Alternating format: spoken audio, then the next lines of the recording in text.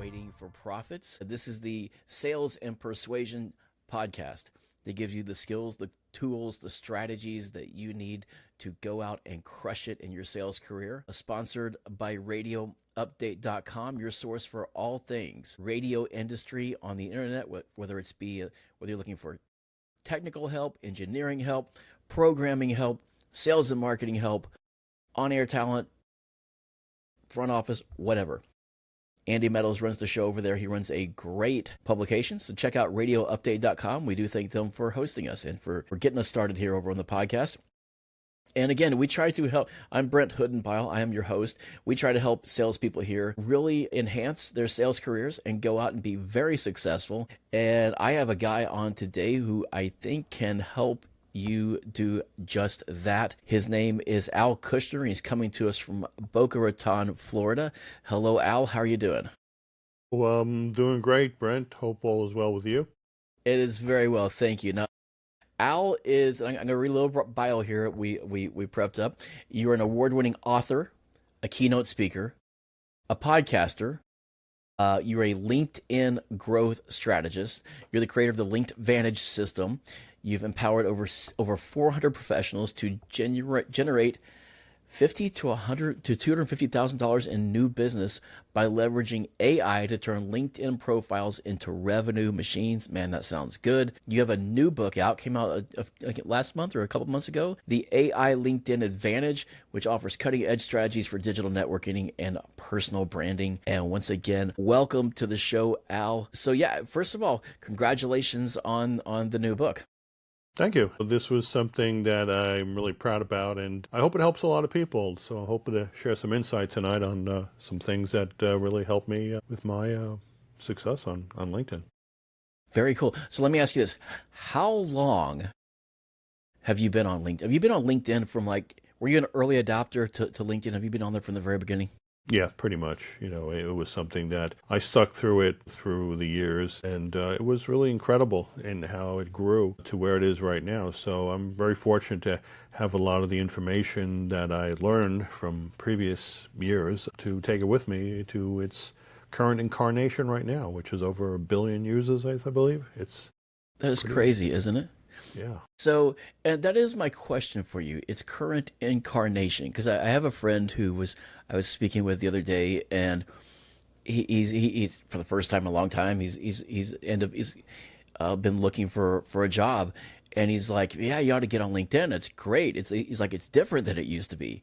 And so I guess my question is LinkedIn different than it used to be, or are we just more open to LinkedIn and everything that it can offer now? I mean, how is LinkedIn, you say it's current incarnation, how has it changed over the years? What's different about it today than it used to be?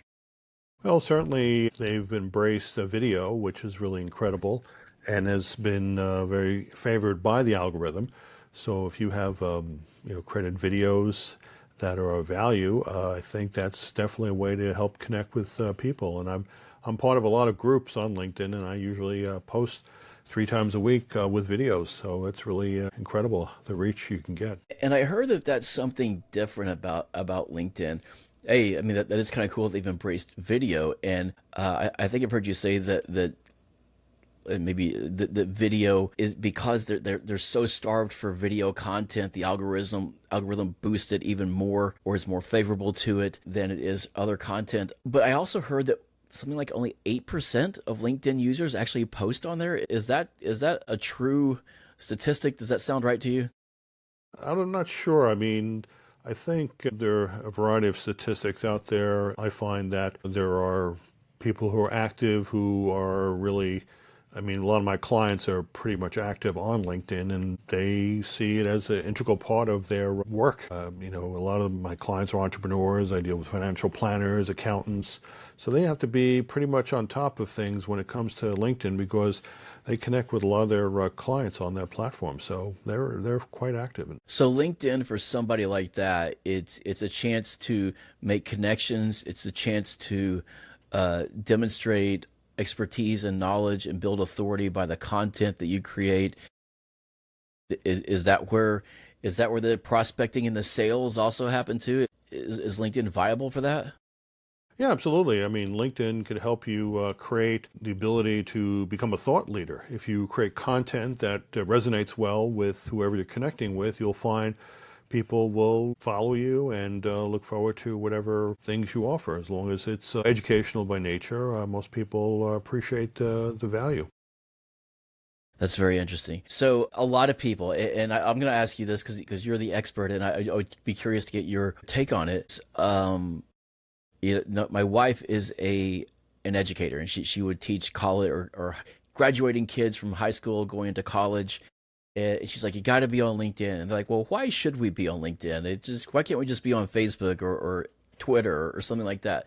When somebody asks you why to be to LinkedIn, then maybe they're not the entrepreneur, or maybe they're not, in the business where they're always looking for clients or demonstrating their expertise through as a master of their field. I mean, what's just the general reason? Is just networking and making connections, and is that the biggest value for just everybody to kind of be on LinkedIn? What answer would you give to the high school kids or the college kids of why they should be there?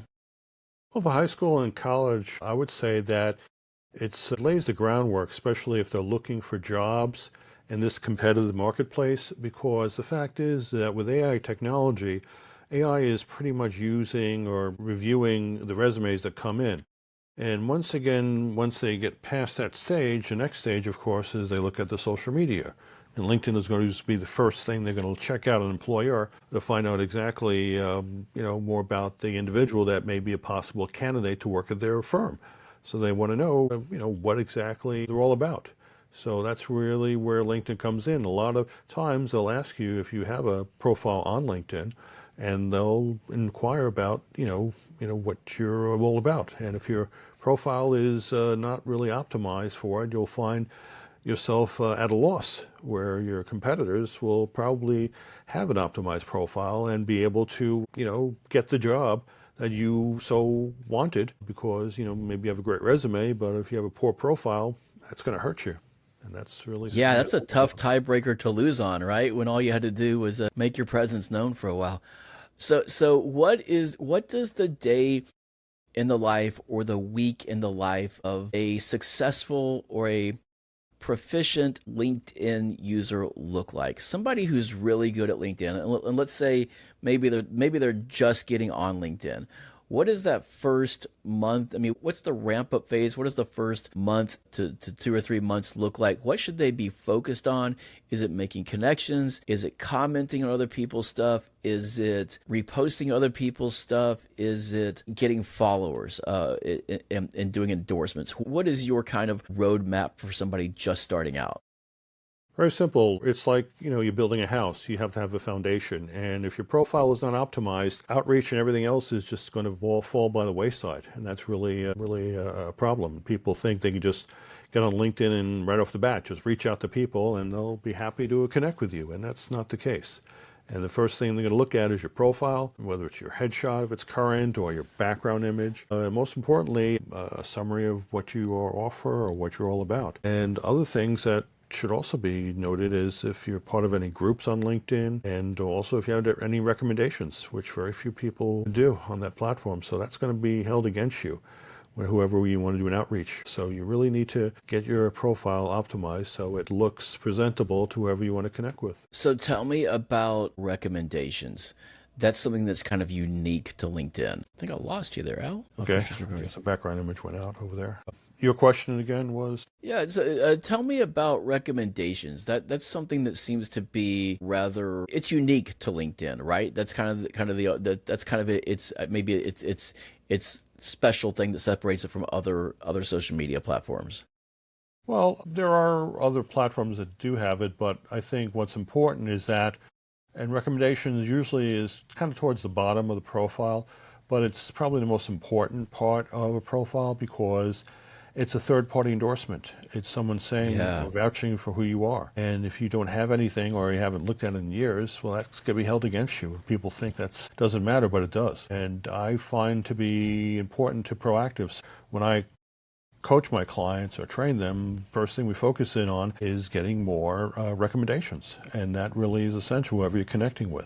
So, for example, when we finish this podcast, you can get a recommendation from me. And I'll provide some suggested, recommendation that you can use. Make it easy for the person to get the recommendation from. That's important. But if you do it proactively, you'll find that it'll be really second nature to you. And once you do that, you'll find that a lot of people will be more accepting of your connections because they know people who they know people who recommended you, and they may accept you and trust you. And that's really what it's all about. So the foundation is optimizing your profile, which means it's getting that good headshot, good background image, optimizing your profile, which I guess it makes it, you want to be found for the things that you want to be found for, right? So you put those things in your profile. If you're looking for a certain client on there, say you're a CPA that focuses on doctors, do you mention that in your profile? Do you mention the people that you're looking for, or just the skills that you have as far as optimization goes? Well, I'd say it's the skills that you have because LinkedIn is really also a search engine. And a lot of Mm. times, doctors, for example, may be looking for an accountant to help them with their issues. So you want to have certain keywords as part of your title. And also, most importantly, is content, because that's what a lot of times people will read about, things that you solve for doctors. So if you solve problems for doctors, well, definitely showcase it. That'll be important. Create some videos that'll be helpful for them. How about a newsletter each week that goes out to doctors that may find it of value? So it just depends on who you're approaching. And I work with a lot of accountants who are specializing in certain industries, and they know that in order to get their attention, they have to become a thought leader. And how to do that, of course, is create value, which includes whether it's content or creating videos, newsletters. That's always the factor in making a decision whether they want to do business with you or not. That is, man, that's very excellent advice. So as far as content, does the algorithm favor any sort of pattern of content? Does it favor daily content? Does it favor, I mean, how often are you coaching people to post something as far as content goes? Well, at least a minimum once a week, I think, is good. I do newsletters for different industries, and I also post 3 times a week to groups for videos. So I guess it depends on what you're trying to accomplish or establish.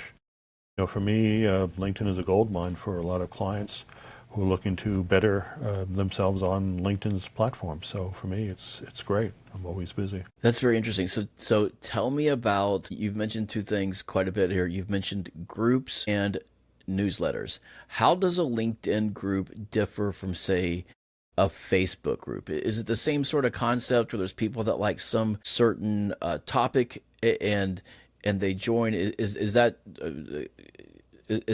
explain? Well, groups usually are I guess, depending on the interest. I found that a lot of them are business related. There can be groups for accountants, a group for financial planners, all varieties. I'm part of like 24 different groups on there, which is kind of targeting the audience I'm looking for. And I find what's good about the groups compared to other platforms is that they are very selective on who they accept into the group. And they're very good at eliminating spammers, which are really deter you from being part of a group. Unlike other groups, which is almost like a Wild West, LinkedIn is not necessarily the case over there. They're very much pulling it in. And if you're reaching out to people or you're going to spam groups, not only going to be kicked out, but LinkedIn may decide to, close your account because you're considered that way. So, and they do verification as well nowadays, for verifying your ID in order to be considered someone, that is a real person. That's the problem with the other type of platforms, is that, there is no checks and balances. With LinkedIn, they've really come a long way from the beginning to really make sure that whoever you're connecting with is who they say they are. And I think that's important, and that really improves everybody's experience on there because they're dealing with real people. Yes. So what is I mean, certainly, and that's kind of the thing that always I'm unsure of about LinkedIn. Certainly, everybody's there, probably more than any other platform. It's business driven. It's connecting. It's networking. it's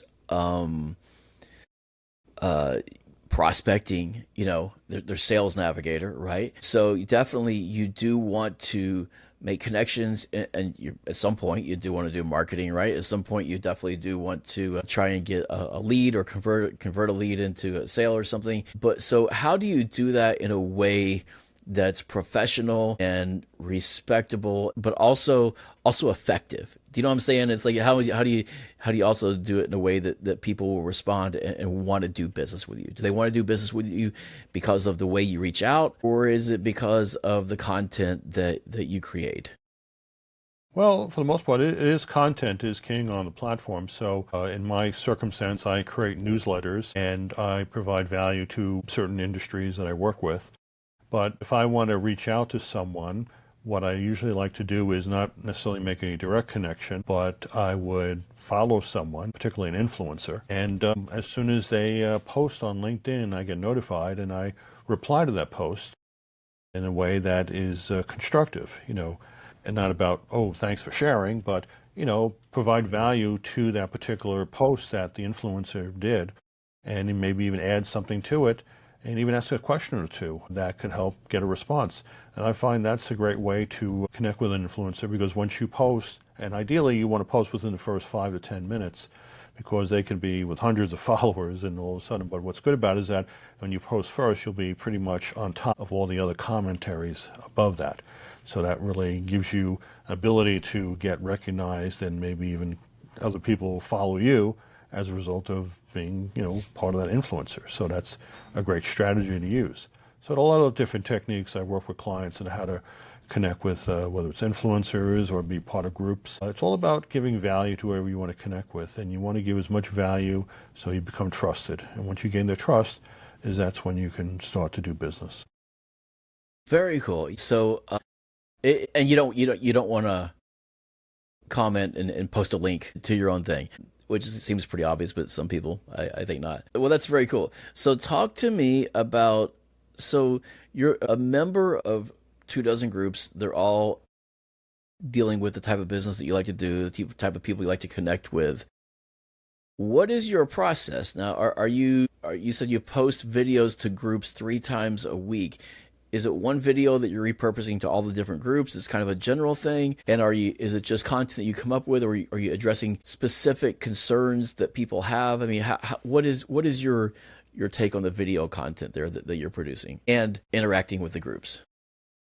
Well, very simple. I have a podcast. It's called the AI Authority Edge, and I release it 4 times a week. It's a kind of a solo effort. And what I find is that I take it and repurpose it into audiograms, and it's all educational, and the groups are usually, well, they like it. They're very intrigued by it, and all it is just education and talking about the latest AI techniques, and some of it's related to LinkedIn, some of it's related to social media. But the idea, of course, is that you come across as an educator and as an expert. So when I post into those groups, and usually I get a lot of commentary and people interested in likes, and that's something that I continue to do, and I find it to be really a great way to expand my. That is very cool. And so going back then to the newsletters, because these intrigue me, because I think you said before that LinkedIn is really a great syndication engine, right? LinkedIn gets into your inbox. I have a whole section that's just LinkedIn, LinkedIn, LinkedIn. It's telling me that I'm on a roll all the time. With newsletters, do you start those within groups? You just kind of start them on your own, and you have certain channels that you market them to. And is it a day? Is it a weekly newsletter that you do? How does that work? Well, I do a weekly newsletter, and I have about 5 different specializations in the newsletter. I have accountants that I work with. I have financial planners, attorneys, and I send out newsletters for each particular area of their industry. So I do that once a week, and it goes out, and people subscribe to it. And so it's not something that I can post into groups per se, but I Okay. find that people who look at my profile and they want to subscribe to a group, then, or a newsletter, they can certainly do that. And and those who are getting my newsletter get it not only a notification on LinkedIn, but also outside of LinkedIn too, directly into their in-mail box in the corporation. I mean, what's great about it has such a high authority, it bypasses spam filters. So you can really get very high engagement by having that ability to make a connection with someone that is probably better than if you try to send it on your own. So LinkedIn is a great platform to facilitate newsletters. That is very cool. Do you actively try to get subscribers? I mean, are there things that you do to try to get subscribers, or do you just post it on your profile, or I guess you post it, or do you, hey, this edition of the newsletter is out for so and so? Is that how do you build that subscriber base for that? Well, again, when you release a newsletter, you have at the bottom hashtags, and therefore it can be found if somebody's doing a search on it. I had a recent newsletter I did for attorneys about the latest updates on LinkedIn, and it really almost went viral. It actually did go viral, like 3,000 views or something. Wow. And I find it to be really well received, and I made that actually part of my profile to showcase that. And it just depends on the content you're working with, but I find that if you specialize, instead of being a generalist, but a specialist, that gets much more attention that way. And so I work with attorneys and I work with CPAs or financial planners, and focusing on some of their issues that they have in dealing with LinkedIn, and whether it's trying to find new clients or trying to improve their SSI scores. These are examples that I share in my newsletter. Man, that is great. So that is very exciting. So I guess LinkedIn, to me, I think the problem that it's always been with for me is it has not been that. I guess Facebook's just, it's simple, stupid, right? Even then it's like, comment, whatever. LinkedIn, it seems that the game is different there, where you really have to up your game with the content that you produce. And so how often a day, just in general, are you like always, are you often on LinkedIn all day long? Are you always kind of looking for comments? Do you have a quota that you try to do on comments and interactions and recommendations? Or is it just all completely organic with you at this point? Well, I mean, I try to do it at least once a day. I don't spend a lot of time on it, but what I do is that if I do post something and somebody replies or responds, then I try to respond quickly to that individual, because I think that's important to establish a relationship.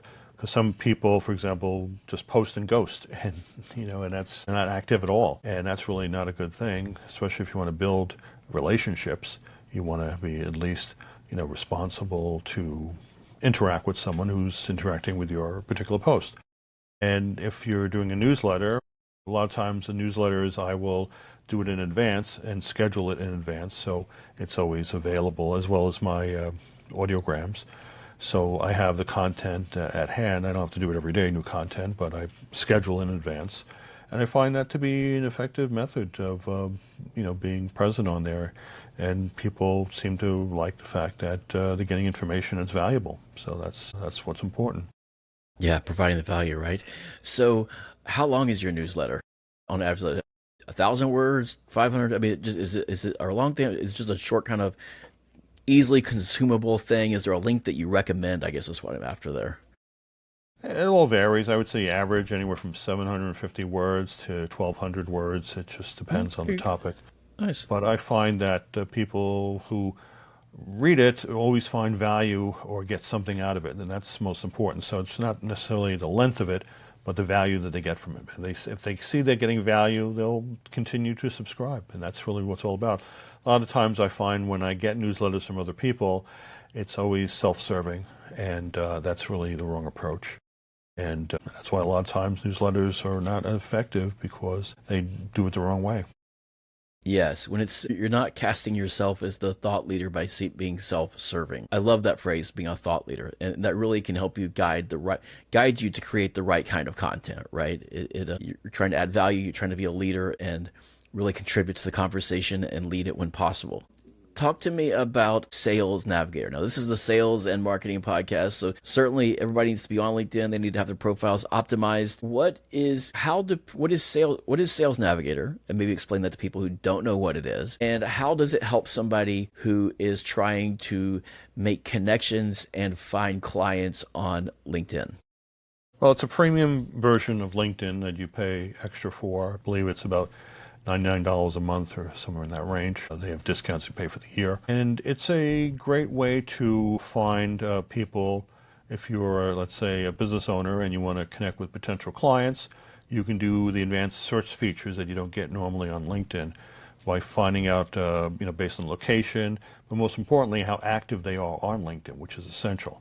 So if they are currently active on LinkedIn and maybe they change their position, that's an opportunity for you to connect with someone who is maybe you will get a response from. Because a lot of times, as you mentioned before, not everybody's active on LinkedIn, and that can make a difference of reaching out and not getting any response versus someone who is somewhat active on there. And you can find people based on their industry, their occupation, and down to the size of the company, their role in the company itself, president, how many employees they have, job title. Get as specific as you want, and it's really quite an impressive tool to use. If you use it the right way, particularly with AI technology, you can really dominate your marketplace, because not a lot of people are really taking advantage of that particular. Yeah, LinkedIn's still kind of like a big. I think the horse racing term is overlay, right? It's when the 10-to-1 or the even money shots going off at 10-to-1, right? Can you hear me now? Yeah. There's a lot of undiscovered value in LinkedIn, it seems, right now. So once a salesperson finds some prospects, how do they reach out to them? What is the best way to reach out without sounding spammy? But clearly you want to do business with them, but you also want to establish a relationship. And what is the best way to open up that conversation? Well, I guess it depends on the connection that you have with that individual. If they're a second connection, and maybe if they're part of the group that you're in, it'll probably get more, maybe be more well received, as opposed to maybe a third connection and not part of any group, and that will be more challenging. So it depends on that relationship that's established. That's one of the factors to look at. And for the most part, if someone who is connecting with someone, you have to look at it, they're going to look at you as, who are you? And they're going to look at your profile. And if they see you're SEO specialist or something, they know they're going to be hit. As soon as they connect with them, they're going to be pitch slapped, okay? And people are tired of that. And I love that saying. That could be a challenge. So I usually recommend is follow an individual, and what you'll do is you'll find out when they post, if they're active on it, and then when they do post, respond to their post in a way that's favorable. And you can use AI technology to help you to provide a response to their post, because most of the time when these individuals do post, if they're not an influencer, nobody cares. And all of a sudden, if they see you responding to it, it's like, wow, somebody replied to my post, and do a little bit more than thanks for sharing, but provide more value to that, and maybe even ask them a question or two. And a lot of times they'll acknowledge you, and that's the opportunity where you have to connect with them. Because if you get acknowledgement and they say thank you, and they appreciate that. And that's maybe an opportunity when you can connect with them. So I do it the subtle way, and sometimes, it may take a few tries before they get responses to get them to think about, maybe connecting with you. So that's usually a good approach. Yeah, people love being heard, right? They just it's hard talking into the void, especially on a place like LinkedIn where there's so many people and somebody should hear you. So let me what is there value? Let me ask you this: is there value in starting your own group? Well, I have begun starting my group on LinkedIn. It does take a while to grow, so it is something for the long run, I would say. It just depends on, what you're trying to accomplish. Groups are not for everyone, but I certainly would say that if you are a company, have a company page, where a lot of people tend to forget that is important. And company pages are definitely an important aspect for any business owner to have a presence on LinkedIn, not just for themselves, but also as a company. Is it good to as a company, do you just kind of post? Do you kind of want to do the thing of, hey, we're doing testimonials. Hey, this is a big event that happened at our company. We had a grand opening. Or is that relevant stuff to post on there? Is that, or are you always kind of trying to? That's more of that's not really being a thought leader, is what I'm saying. It's more of a documentation of things that are happening in your company along with the industry. Is there value in doing posts like that? Well, if you are a company, let's say, for example, I don't know, you're like Coca-Cola or something. Obviously, you have hundreds of thousands of employees. If someone is looking to work in that company, the first thing to do is they're going to check out the company page on LinkedIn. Mm. And if the company is active and, the employees are commenting how they love the place, well, that's going to convince someone to, consider working for the company. But if the company is on the other end of the spectrum, they may decide to look for another company that, when the employees love their job, and that's something that could be important. So company pages do remain a factor, particularly for, people who are looking to hire people. They need to know that having company pages is essential as part of their outreach. That's an excellent point. And just how do you want prospective employers and prospective clients, I guess, to see you? Because you're kind of speaking to two audiences, I guess, with a company page. I've heard of people, and I've heard of this on Twitter and Facebook, and even with websites, people that will have groups, and they will either somebody posts something, and then other people will comment on it, or there'll be like a dozen people in the group, other people will comment on it, or they'll repost it on theirs or stuff like that to try and give it more juice in the algorithm. Is that a good strategy or a dangerous strategy or just an unnecessary strategy? What is your take on that? Of people posting on LinkedIn? No, of people posting, and then let's say they have 5 or 10 other profiles, and they all just make a point of kind of repurposing other people, or reposting their stuff, or always commenting and liking on it. I'm saying, is that something does that help the algorithm if you have it's kind of an artificial way to boost the post? I'm saying, is that worth doing? Does stuff like that work, or is it just kind of silly? Well, I mean, if you want to boost posts that way, LinkedIn does offer their own advertising feature where it can, you pay money and they'll boost your post if you feel that's the direction you want to take. And some people have been successful with that aspect. So it just depends on what you're trying to accomplish. But I think as far as moving the needle by reposting other people's things and commenting randomly, that's really not going to get a lot of traction, I would say. Okay. So the algorithm, though, like you said, it sounds like it loves posting. It sounds like it's posting to the right people. So when you're building your followers, a lot of people will build followers of people who are in the same industry, right? But it sounds like, so you kind of want a combination of both. It sounds like like if I'm doing accounting, for example, and all my friends and connections are with accountants, but I write a post for connecting with doctors, or accounting for doctors or medical practices or whatever. Will the algorithm get that to doctors, or will that only show it to the people that are kind of in my network? Does that question make sense?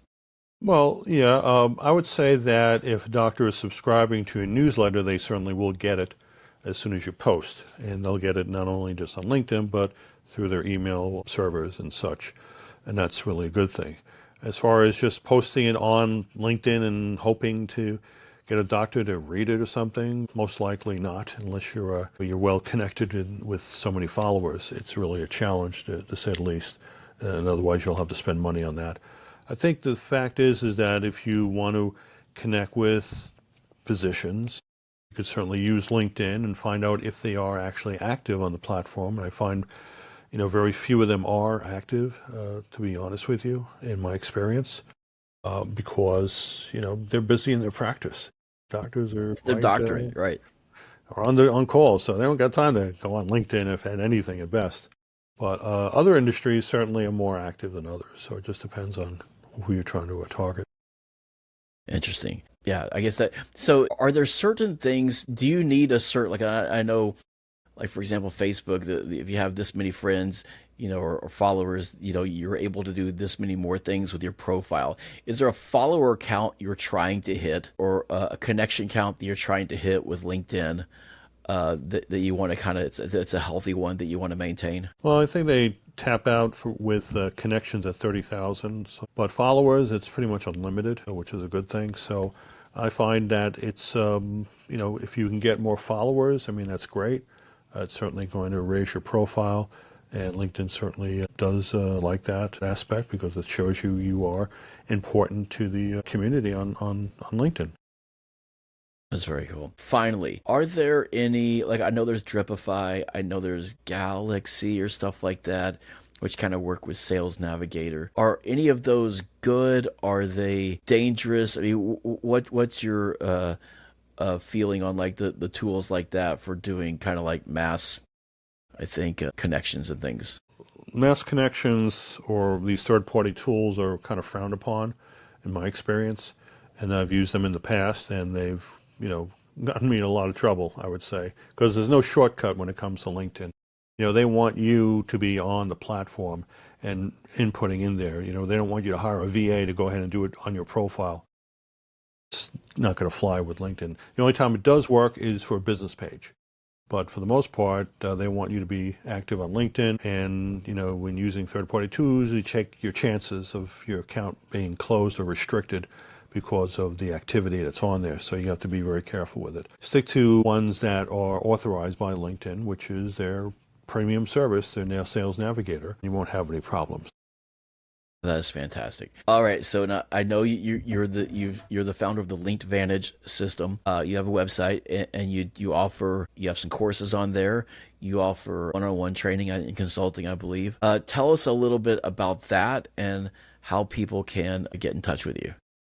Yeah, well, you can go to my website, linkvantage.com. I have courses available. I created a new course, actually, which has over 100 different videos of 1-minute videos on LinkedIn that you can learn at your convenience, and talks about all aspects from optimizing profile to how to do outreach. It's really incredible. So I just released it actually this week. So Wow, you can go congratulations. to my website, check it out. And I also have a free optimization profile checklist that your listeners can go have access to by going to linkvantage.com/audit, and they can receive the checklist to help you optimize your profile. It gives you all my insights, and it's free, and I don't even need your email. You can just go right ahead and get it. So, which is a beautiful thing. That is a follow beautiful me on thing. LinkedIn, obviously, of course, and get my book, which is called the AI LinkedIn Advantage. The AI LinkedIn Advantage. I saw it. Beautiful. Hold that there. The QR code for you, Yep. for our visitors watching online. Scan that right there. I did see originally it was like just on Barnes and Noble but now you have the Kindle book, which is as far as an ebook goes, and so that's very cool. Congratulations on that, and you can also get the hardcover. And it's on audio as well too, Spotify. So for those who enjoy audio versions, there's an audio version, which is how I consume. Did you read the audio version, or did you have AI do it? No, I hired actually, I did actually use AI. My last book was hired someone, but yeah, and it was incredible, lifelike, and it was really because doing an audiobook, is incredibly challenging, and to say the least. And if you can have a way to streamline it, then by all means, and that's what I did. That is very cool. Well, congratulations on the new course. Congratulations on the book. And thank you very much for coming on here and sharing your expertise with our listeners on this episode of Persuading for Profits. That's it, everybody. I hope you have a great week. Thank you to Al Kushner. Get his book. Get the free site audit from his website, linkedvantage.com. Right, Al? Yeah, linkvantage.com/audit. And you'll go directly right to the link where you can get that checklist. And man, that sounds great. Thank you very much for your time, Al. Thank you, everybody, for listening to us. Thank you again to Radio Update. Everybody go out and have a great week, and we will see you next time on Persuading for Profits.